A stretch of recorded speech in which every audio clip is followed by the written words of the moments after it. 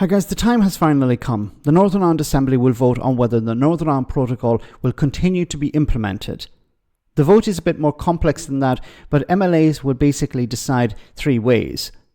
If a simple majority wins, the Northern Ireland Protocol will be reviewed again in 4 years' time. If a supermajority wins, the Northern Ireland Protocol will be reviewed again in 8 years' time. And if the vote fails, it will suspend part of the Windsor framework for 2 years. Now, this would result in customs checks. The EU and the UK government would then have to negotiate again, and it would create uncertainty for businesses in both Great Britain and Northern Ireland. The DUP, who are against the Good Friday Agreement, are of course trying to use that accord as a tool to either stop the vote on the protocol taking place or undermine the final result.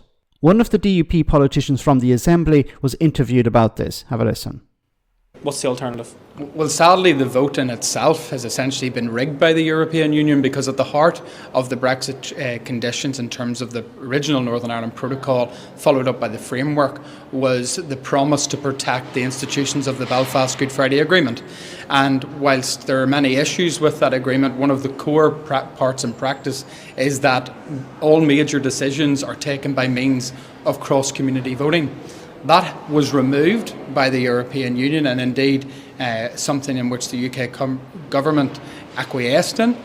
So meaning that for the first time since actually 1973, in terms of the fall of the old Stormont government, that we will have a decision of such significant nature taken on a majoritarian basis. That's a huge step backward for the people of Northern Ireland.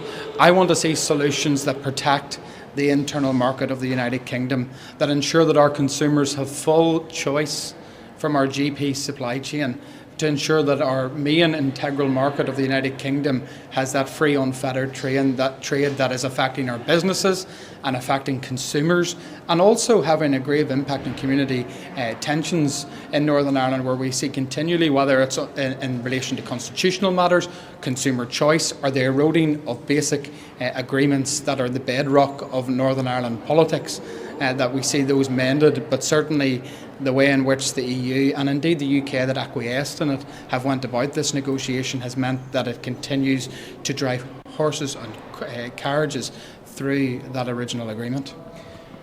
So many years on after Brexit, and we're still talking about these trading arrangements, about how we can make things better, how can we make the process smoother for businesses. Some would say, though, Johnny, that this all boils down to Brexit. And do you look back now and do you have any regrets about the United Kingdom leaving the EU? I certainly have regrets about how the UK government has handled the entire process. I constantly hear people that want to talk about, well, Northern Ireland voted to remain, so that's a consequence of Brexit. We have to remember that the original question was, do you believe that the United Kingdom should leave the European Union as a whole? It wasn't about individual regions. And even if we want to get even more specific, there's individual constituencies, such as my own in Upper Bann, that voted to leave. Neighbouring constituencies that voted to remain. That's commonplace right across the United Kingdom. I deeply regret the way in which the UK government have treated Northern Ireland throughout this process. I think we've been a pawn not only by the Europeans, who, by hitching their wagon to Northern Ireland in terms of keeping it in the EU single market and customs area, has essentially meant that the entire UK is being closer aligned with the European Union. But that's a decision that the UK government took. Remember, unionists in their whole voted against these undemocratic mechanisms. And I think that if we wanted to see practical, real solutions that are to the benefit of all of our consumers, it would be on the principle of mutual enforcement by way of dealing with these arrangements. But sadly, there doesn't seem to be an appetite from the EU or indeed the Labour government to address these issues in the manner in which they should be. Okay, what an absolute charlatan.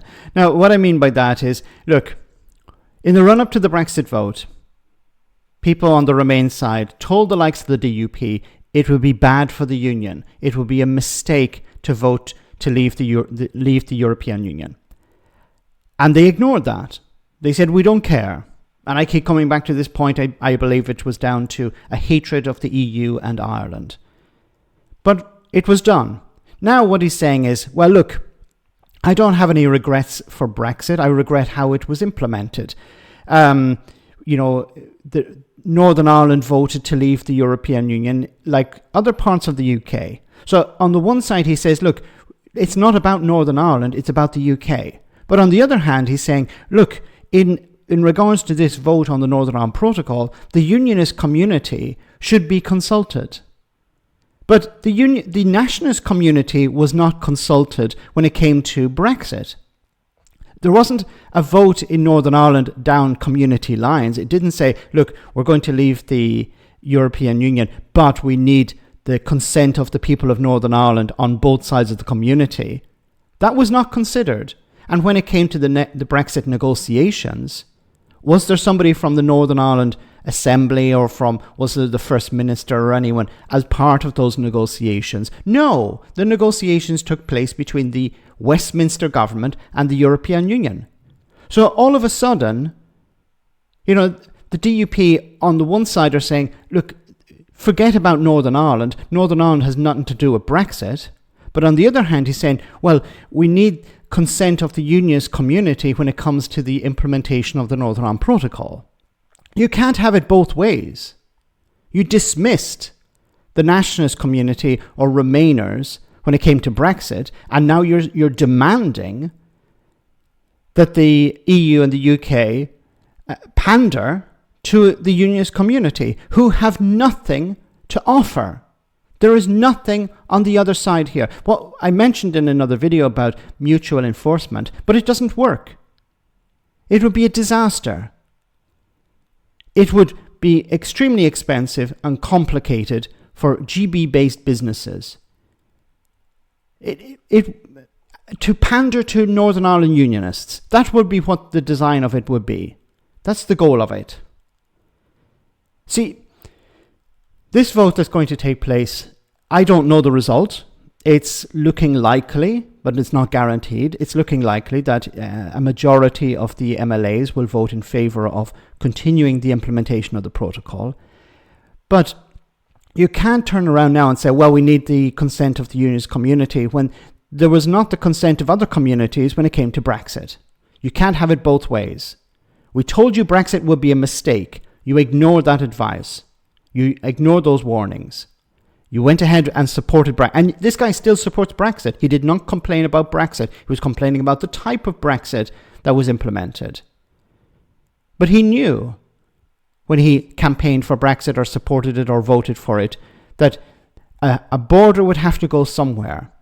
See, the problem for the DUP was that they hoped, they bet the farm on everything on the idea that the hard border would be reinstated on the island of Ireland. And, they failed. They lost that bet.